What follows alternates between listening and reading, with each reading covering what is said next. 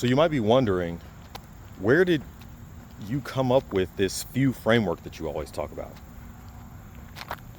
So I'm going to tell the story today about how I was in graduate school with my back against the wall and had to really simplify things health-wise for myself so I could focus completely on finishing my dissertation.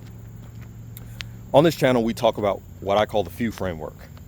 It is based on this idea that Jesus has in Matthew chapter 7, where he says that broad is the way that leads to destruction, and there are many who go that way, but there are few people that follow the way to life, and that is a narrow gate that leads to life, and there are few that find it, basically. And so Jesus says this, referring to spiritual life and spiritual death and destruction. So clearly I'm not saying that if you don't do what I'm talking about with this framework, that you are spiritually condemned or something.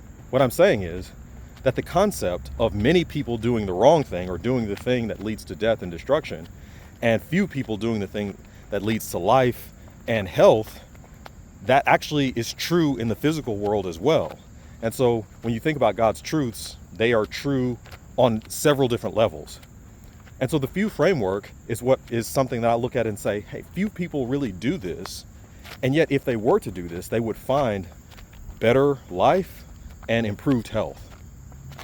And so the three pillars of biblical health that we talk about are FEW: fast weekly, eat biblically, and walk daily. And so I like to talk about this while I'm on one of my daily walks. I like to walk in the morning. This is my morning walk for today. And then if I can get another walk or two in the afternoon, I like to get somewhere in the neighborhood of 2 hours of walking a day. And there are all kinds of health benefits for that. But my point is that those three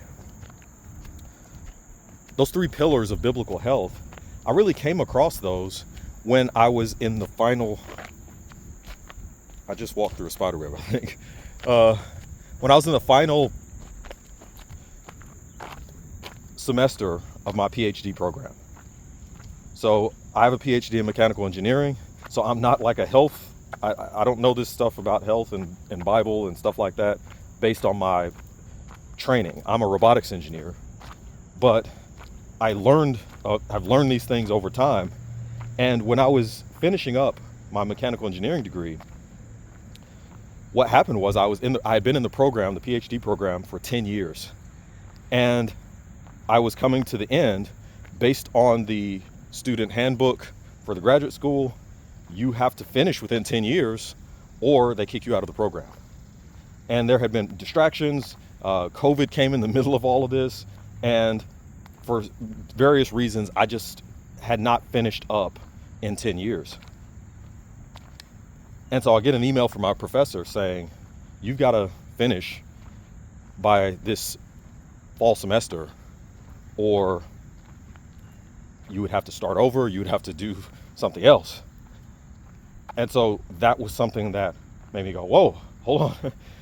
I got to get all this done in a semester. Now, one of the things I realized very quickly is that if I think about me from a health perspective, I knew I was going to have to simplify my entire life. So things like going to work out at the gym, which is something I actually enjoy doing. I like to go and lift weights, powerlifting movements. I wasn't going to be able to do that during that period where I had to buckle down and focus and spend a lot of time daily writing and putting together the research and thinking deeply. I wasn't going to have time to run off to the gym. And it's not that I wouldn't have had time, but it would have been something that would have made things more difficult. So one of the things I figured out very quickly is, okay, I can't do that anymore. But I need to do something to stay active, because I also understood that staying active was actually going to help me be able to think more deeply. So if my health is going down, that's not going to be helpful. So the easiest thing I could do is do what I'm doing now in terms of the exercise piece, which is going for a walk and going for maybe a couple of walks each day. And so I said, okay, we can do that. And from a food perspective, keeping the food simple was another issue altogether. I actually don't care to prepare meals. I don't like that. I don't like cooking. So that wasn't hard for me to say, let's figure out something simpler where I don't have to do as much. But what was that going to be? Well, I had started doing carnivore a few weeks earlier. And so then I was like, well, I kind of like doing these burger patties. So I started broiling burger patties and just broiling a bunch of them. And then saying, okay, if I could broil a bunch of these at once, then when I have my meals, I can just have burger patties. Because I am the type of person that can eat the same thing every day. You might not be like that, so you might have had to do something different. I can eat the same thing. As long as it's something I like, I'll eat the same thing every day. So I said, okay, I can do burger patties with some salt. I can drink water. That's a really simple way to do my meals. And then one other thing was that really trying to reduce those meals to 2 meals a day rather than 3 was something that I also looked at and said that probably would be a good idea to do that too. So those 3 ideas began to emerge. And so what I started to do is I would start my day with Bible study and prayer. That didn't change. But after that, I would get right to work. And so I would get to work doing research stuff, writing, whatever the case may be, and I'd work till lunchtime. And at lunchtime, I'd stop, I'd warm up some burgers, or if I needed to broil some, I'd broil some more burgers in the oven. And that's the other thing about broiling burgers is that it's quick. So you can get burgers broiled like from frozen patty to on your plate in 15 to 20 minutes. You basically put them in there, broil them for a certain period of time, like 6 or 8 minutes, depending on how you like them. I like mine well done, generally.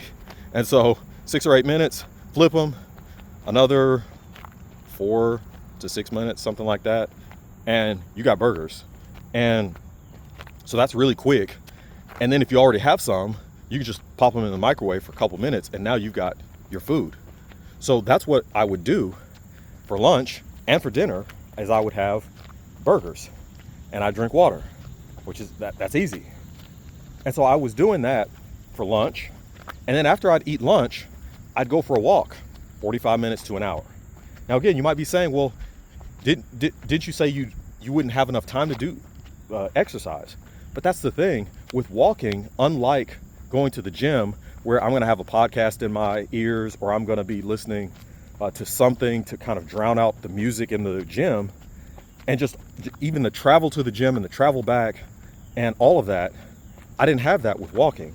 I could just go out for a walk. And the thing is, even if I wasn't thinking about my research work the entire time, I would always get to like that last 15, 20 minutes and say, okay, let's switch back to research mode. And I would begin to think about the problem I was working on. Sometimes I would just spend the entire time thinking about the problem I was working on, or the writing that I needed to do next. And you go, oh, okay, let's get back and let's get to work. So it would actually prime me in a way that I couldn't do that if I was going to the gym. I wouldn't be able to say, okay, now let's start thinking about your whatever the research problem was. So the walking had that dual effect because it helps me think. I like to think out loud. And so that's why doing these videos while I'm walking actually is helpful for me. So by the end of the next several weeks, I was making huge strides. I was making a lot of progress, more than I had really ever done before. And I got to the end of the semester. I was able to schedule my dissertation defense, got everybody together for that. And then at the end of the semester, after I'd done my dissertation defense, they said, this really needs a lot of work, and we're not sure if you're going to be able to get it all done. And they gave me a bunch of corrections and a bunch of things that I needed to add. I went right back to the routine where I'd get up, Bible study and prayer, I'd work. I guess I didn't even tell you the end of the routine. Basically, I would work, lunchtime, walk, go back to work, dinner time, walk, go back to work, get ready for bed. That's the routine. So I went right back to that routine to finish up over those 2 or 3 days where I had to get a bunch of stuff done. And I mean, I did dozens of pages of revisions for my dissertation in a very short period of time. So I turn everything in on a Monday morning and I'm exhausted and I just go to sleep. Right before I go to sleep, I pray about it and send it out to everybody, send out the revised dissertation, because if they say no, I basically have no time left. And if I don't get this done by Wednesday, then I'm out of the PhD program. 10 years of work down the drain. I'm tired, I take a nap. It's Monday. I wake up later on that morning. I slept for 2 or 3 hours and I check my email and I've got several emails there, and it was from my professors in my dissertation committee, and they all said, looks good, checks out. Everybody had signed off. I was going to be able to get it done, and so it was all a formality moving forward. I was done. And I get up, and I live in Huntsville, Alabama, but my family's all in Nashville. And I got up and I was like, I'm done. So I jump in the car and I drive to Nashville just to spend a couple of days with my family, because I'd been locked in for weeks leading up to that. And now I was basically done. But it all goes back to that simple framework of basically every day I had an extended fast from, instead of fasting from dinner time to breakfast, I was fasting from dinner time to lunch every day. Then, eating biblically, I was eating beef. I was eating meat, and that is among the foods that God gives. Yes, he gives vegetables, and you see fruit and some olive oil and some things like that. But he also gives meat. And so I was eating a very small subset of biblical foods, but I was eating meat, and I was drinking water. And that was something where I had what I needed, and I didn't have these sugar highs and lows, that my blood sugar was staying constant. And then I was going for walks, and the walking was not only helping me think, but obviously it was giving me that physical benefit as well.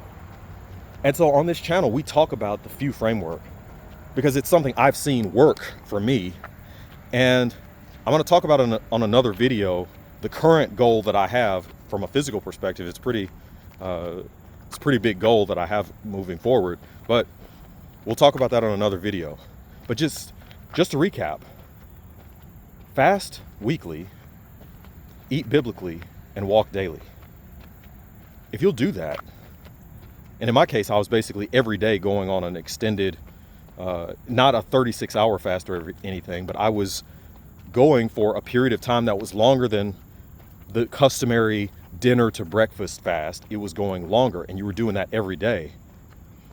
Over the course of that period, I went from being pre-diabetic, where my A1C was roughly 5.8, I believe, to going back down to like 5.6, going back down to a normal range. I wasn't doing anything special. I wasn't taking metformin or anything like that. I was just simply having this extended period of fasting each day, more than just dinner to breakfast. I was eating biblically, and I was walking daily. And so if you are overweight, if you have some health issues like diabetes, and the more I keep reading and studying about this, when you look at things like cancer and heart disease and Alzheimer's, and certainly diabetes, there is a connection between how we are not abiding by these simple biblical pillars and why people are having these various diseases. And so we'll do more of that on the channel. But if you have any of those things and say, hey, I'd like to, what do you know about what you're talking about that could maybe help me with this, I'd be happy to kind of show you what I've been seeing, and seeing people reverse cancer, reverse Alzheimer's symptoms, and do better, largely because of some of the things that I'm talking about here. So if you want more information about that, there'll be a link down in the description. I'm not trying to sell anything, but I do want people to see that disease isn't inevitable. It's something that if you take care of your health God's way, you can do better. So that's it for today's video. Like the video, subscribe to the channel for more information about biblical health and avoiding disease, doing things God's way.